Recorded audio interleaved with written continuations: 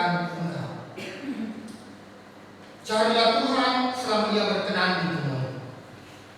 Berserulah kepadanya selama Ia dekat. Baiklah orang fasik meninggalkan jalannya, dan orang jahat meninggalkan rancangannya. Baiklah yang kembali kepada Tuhan, maka Ia akan mengasihinya, dan kepada Allah kita, sebab Ia memberi pengampunan dengan limpahnya. Sebab rancanganku bukanlah rancanganmu, dan jalanmu bukanlah jalanku. Demikianlah firman Tuhan. Seperti tingginya langit dari bumi, demikianlah tingginya jalanku dari jalanmu, dan rancanganku dari rancanganmu. Demikianlah firman Tuhan. Berbahagialah kita yang sudah mendengarkan firman ini. Terpuji Kristus. Haleluya.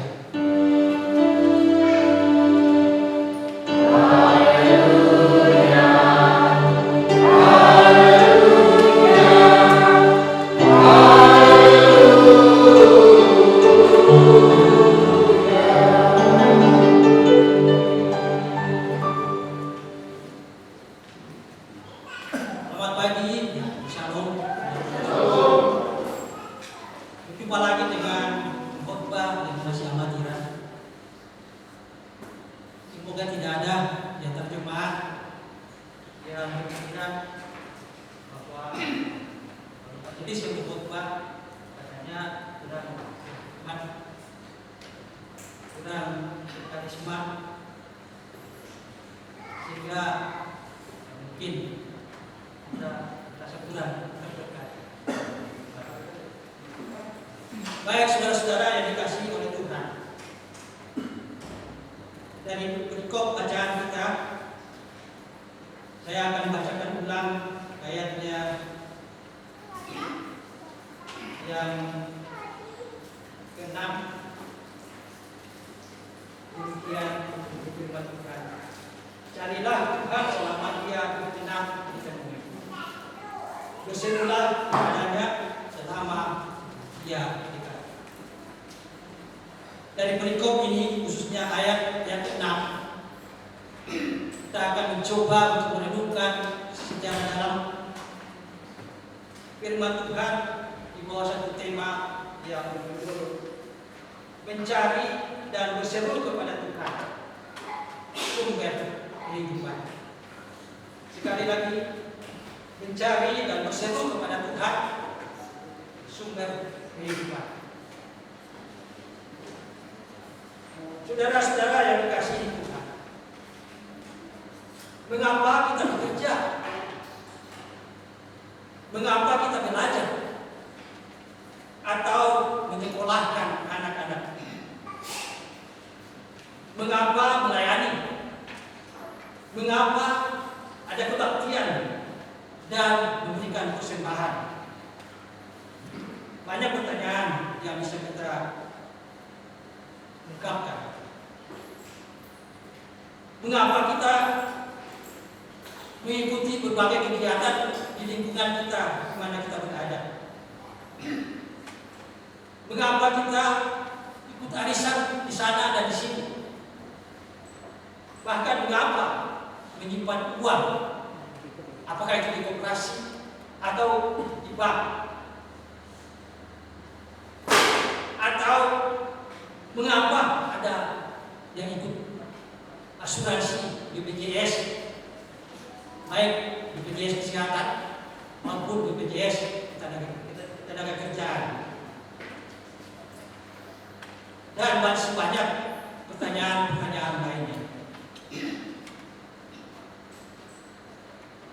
Tentu kita memiliki alasan masing-masing, tergantung diri kita masing-masing.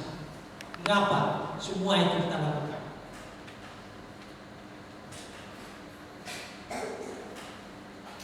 Saudara-saudara yang dikasihi Tuhan, namun secara umum kita melakukan semua itu karena kita ingin hidup, dan hidup yang kita inginkan adalah hidup yang lebih baik.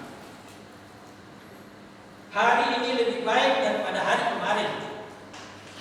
Dan kita mau supaya hari esok lebih baik daripada hari ini. Demikian selanjutnya. Atau adakah di antara kita hari ini yang menginginkan kehidupan yang lebih buruk? Adakah yang menginginkan kematian? Kalau ada, itu berarti ada sesuatu yang salah dalam diri kita. Ada sesuatu persoalan yang sedang merongrong kehidupan kita. Dan karena itu kita diperingatkan waspada. Saudara-saudara yang dikasihi Tuhan, saya kira keinginan untuk kehidupan yang lebih baik sangatlah wajar, bahkan sangat manusiawi. Bahkan sangat ilahi. Manusia di muka bumi ini, siapapun dia, dimanapun dia berada, dan kapanpun waktunya, termasuk kita, pun pasti merindukan kehidupan yang lebih baik. Termasuk bangsa Israel pada zaman Nabi Yesaya yang sudah kita baca tadi. Tuhan sendiri pun pada zaman itu hingga zaman sekarang menginginkan supaya manusia ciptaannya itu mendapatkan kehidupan yang lebih baik, lebih manusiawi, lebih membahagiakan, bahkan lebih ilahi, baik pada saat dia hidup di dunia ini maupun ketika akhir zaman.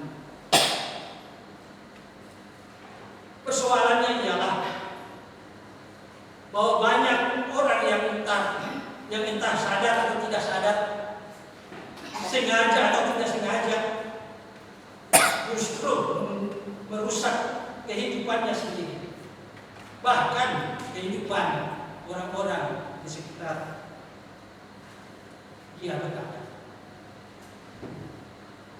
Saudara-saudara, coba kita perhatikan dalam hidup kita. Betapa banyak orang yang bekerja keras dan mendapatkan hasilnya, namun kemudian hanya menggunakan hasil jerih payahnya itu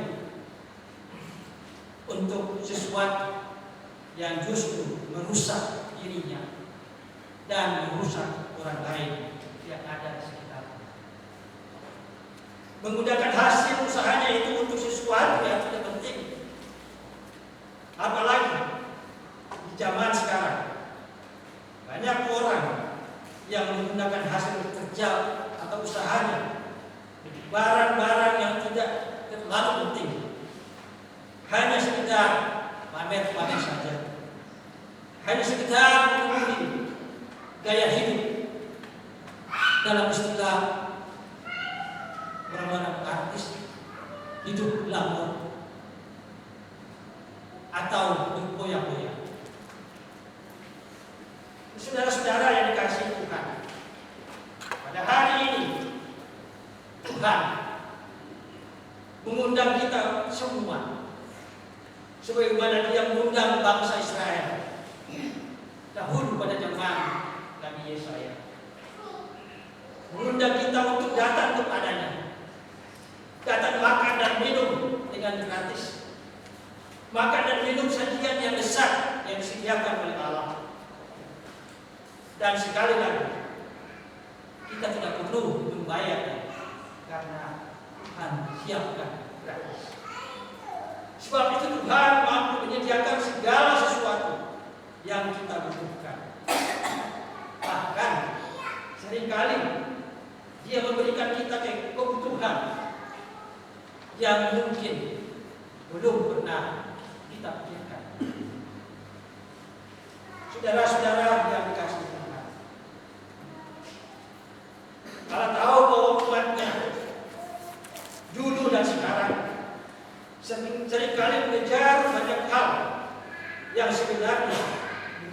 kebutuhan yang paling mendasar. Bukanlah kebutuhan yang paling menentukan.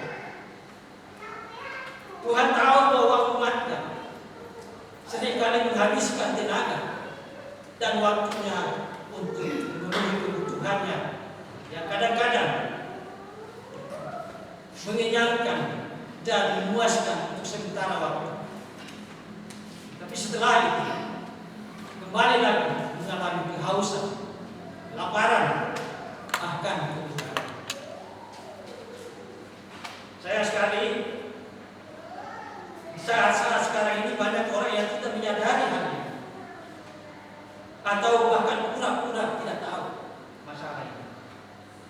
Oleh karena itu, dan mengingatkan kita pada hari ini untuk tidak membelanjakan uang untuk sesuatu yang bukan hobi, dan upaya kita untuk sesuatu yang tidak menyenangkan, kayak uang dari pembacaan.